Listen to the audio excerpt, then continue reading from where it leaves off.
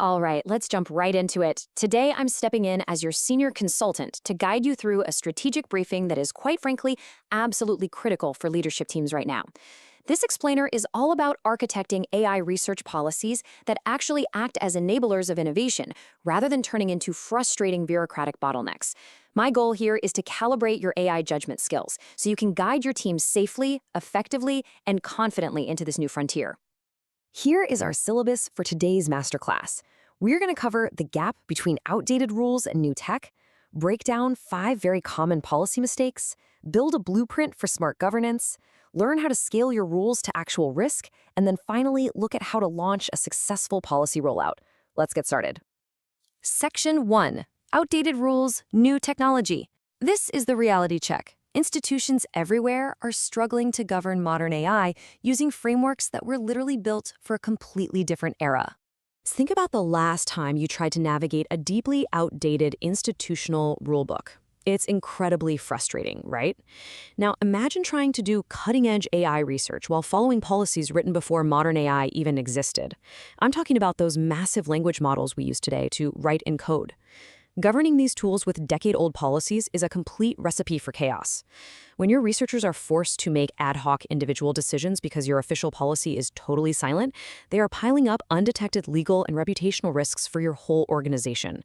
Think about the very real phenomenon of AI hallucinations. Picture one of your most brilliant researchers using a language model to compile a complex literature review. It looks great. It reads beautifully. Well, until you realize the AI inadvertently included completely fake citations. Or worse, it confidently generated entirely fabricated statistics. It literally just made them up to sound smart.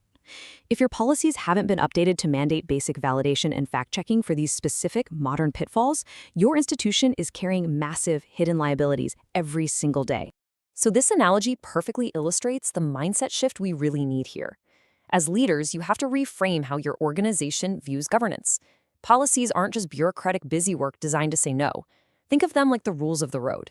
You can have amazing, incredibly fast cars, which are our modern AI tools, and highly skilled drivers, but without traffic laws, you just get high-speed accidents. Smart policies create the conditions where everyone can actually accelerate safely together. Section 2.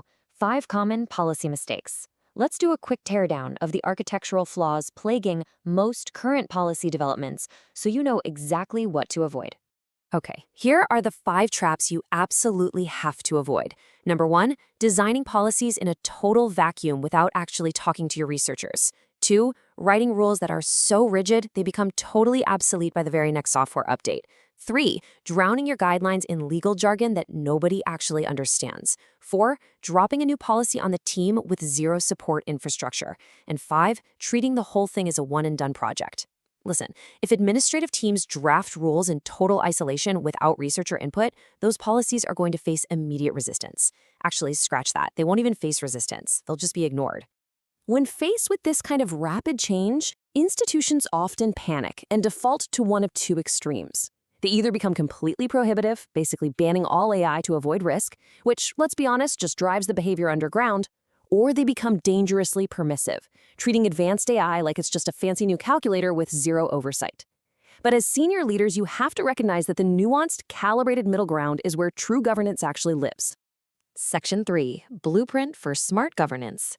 Now that we know what not to do, let's look at the blueprint to build a collaborative, forward-thinking policy from the ground up. Building a smart policy requires a really intentional, iterative approach. It has to start with stakeholder engagement. Bring in your senior faculty, early career researchers, ethics review boards, and legal counsel from day one. Next, move to iterative development.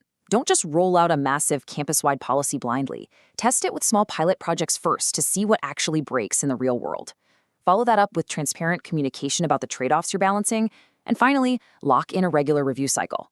By treating policy creation as a shared process, you surface those practical implementation concerns early and build a genuine culture of ownership. Now, if there is one single word I want you to take away from this entire explainer, it's this: proportionality. This concept is the master key to effective AI governance. It's the exact principle that prevents you from needlessly slowing down safe, everyday research. It simply means that your policy rigor and oversight must scale directly in proportion to the actual risk of the research being conducted. Section 4, Scaling Rules to Risk. Let's look at exactly how proportionality works in practice by scaling our rules to the task.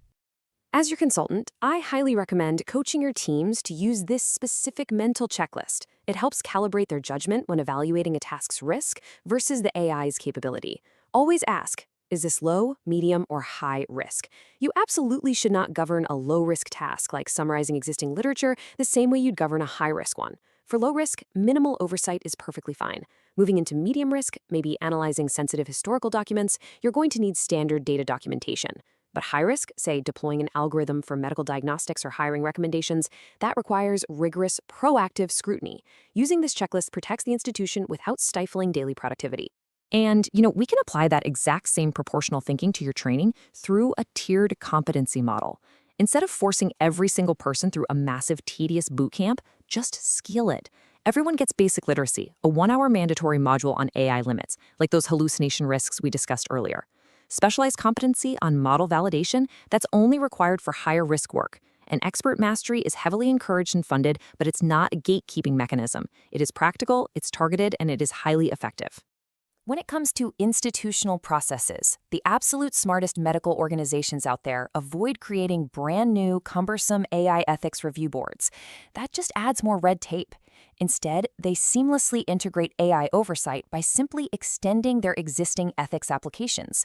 They literally just add specific questions about AI bias, validation, and data origins directly into the forms researchers are already used to filling out. It is such an elegant, frictionless solution. But of course, this brings up the question every single leader inevitably asks me.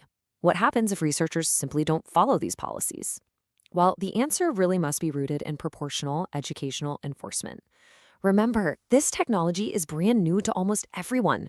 The vast majority of violations are entirely unintentional, like someone just not realizing their training data was proprietary. Your enforcement should start as a learning opportunity, reserving severe consequences only for truly egregious or repeated violations. Section 5. Launching your policy rollout. Let's finalize this by looking at the concrete infrastructure you need for a frictionless launch across your labs. Listen, even the most perfectly designed, proportionally scaled policies will completely collapse upon launch without dedicated support infrastructure. You absolutely cannot just email out a PDF and expect instant compliance. You have to provide clear FAQs filled with real-world scenarios, establish a governance committee, not to act as the AI police, but to consult, offer specialized office hours where a researcher can drop in and say, hey, how does this rule apply to my specific data set? And finally, track all this review data so you can actually drive your annual policy adaptations. Before we wrap up, I want you to remember that getting this right isn't just about risk mitigation, it is a massive strategic advantage. Good policies are enablers, not just constraints. Providing absolute clarity transforms your institution into a magnet for top-tier talent. Researchers want to work where they can innovate rapidly, using the absolute best tools available without constantly looking over their shoulders, wondering if they're crossing some invisible line. I'll leave you with this provocative homework assignment to take back to your leadership teams today. Ask yourselves, what is one area where your institution's current policies are clearly out of sync with how AI is actually being used in your labs right now? Identify that gap and use these frameworks we've discussed to bridge it. Because the ultimate goal here isn't to prevent AI use, it's to channel that incredible power wisely, safely, and effectively. Thank you so much for joining me for this explainer.